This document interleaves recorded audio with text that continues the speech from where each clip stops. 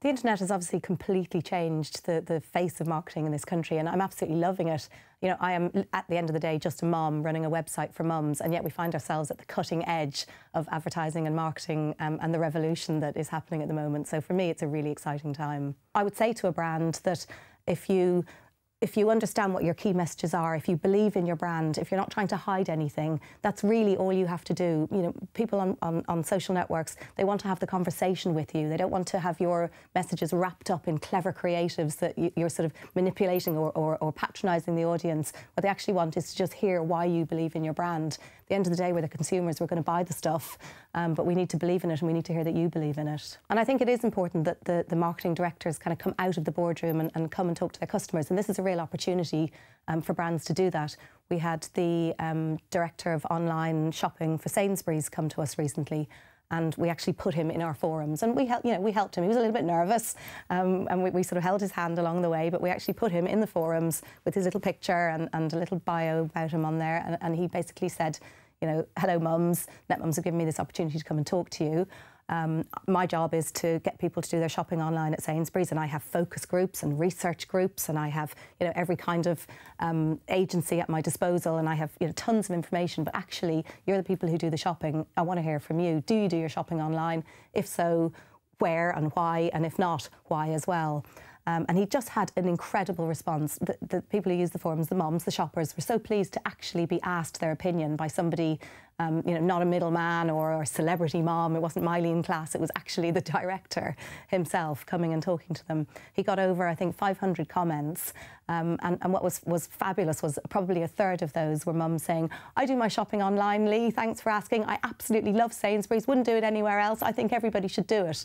So immediately he had this incredible peer endorsement. A lot of brands are very nervous about exposing themselves, because traditional advertising is all about control. The client has control, the agencies have control, the messages are controlled. As soon as you open it up within a social network, you know, digitally, you are very exposed. You're exposed to disgruntled clients, you're exposed to you know, negativity, and it's quite nerve-wracking for brands to do that. But every time we've done it, we found, you know, nothing but positives. Yes, the occasional client or the occasional mum who had something to say that she'd had a bad experience, but you know, everybody knows that if you can turn around a disgruntled client, you have a more loyal client. So this is an opportunity to actually pull the few negative clients there are out of the woodwork, you know, and make them feel good again. I think Steve Jobs of Apple is probably the best example. I mean, he's known to get out there, get down and dirty in the forums, and you know, every so often, maybe once every 6 months, someone goes, oh, you know, my Mac just blew up, and he's there and he goes, hi, it's Steve Jobs, you know, tell me about it.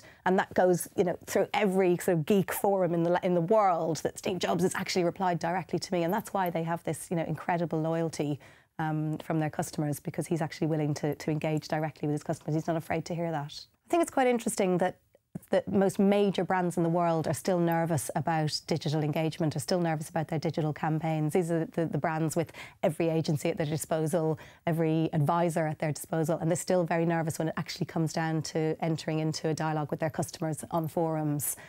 We've found a couple of times that we've had, well, actually more than a couple of times, we've had a major brand who comes to us and says, yes, we're ready, we've got our digital engagement strategy, we want to get out there, we want to talk to our customers, and we'll work out a programme for them to do that.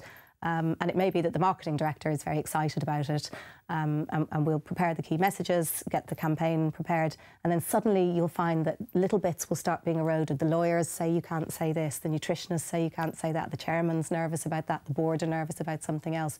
And it's like the brand is, they're willing in theory, but actually they're unwilling to give up control, and they're nervous about being exposed. For what, I'm not quite sure, because you know, it's a fairly simple brand message, and you find that it's very frustrating by the time you actually deliver the campaign to the end user.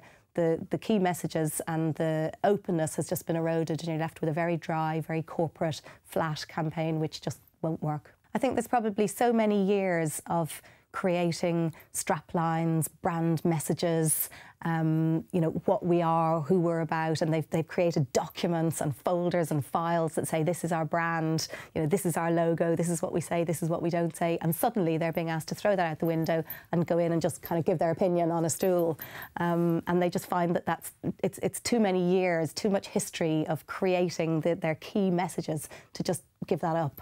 It's interesting because I'm just a mum and I'm sitting there with, marketing directors and advertising directors in agencies and explaining to them that actually those messages are great, but they might be a little bit patronising, they might not be quite relevant to what's going on in the world of mums today. So if you're being sold this image of this beautiful gleaming house and actually, your kids are trashing it day by day, it just, it doesn't fit. So it perhaps sometimes isn't particularly relevant to the mums.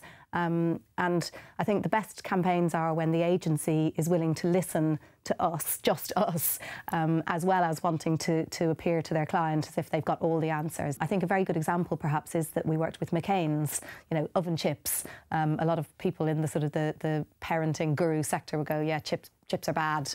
But actually, good chips are good chips. And McCain have different types of chips in their range. They have the sort of the southern fries, which are the really thin ones coated in, in all sorts of flavouring things. And actually, we didn't work with them on those. We said that, they didn't fit with our values. But we were absolutely delighted to work with them on their 5% healthy chip, which is pure potato with 5% olive oil or sunflower oil. So it's a healthy chip. Another example of a brand where we were a little bit cautious about working with them was when we were approached by Robinsons, the drinks company.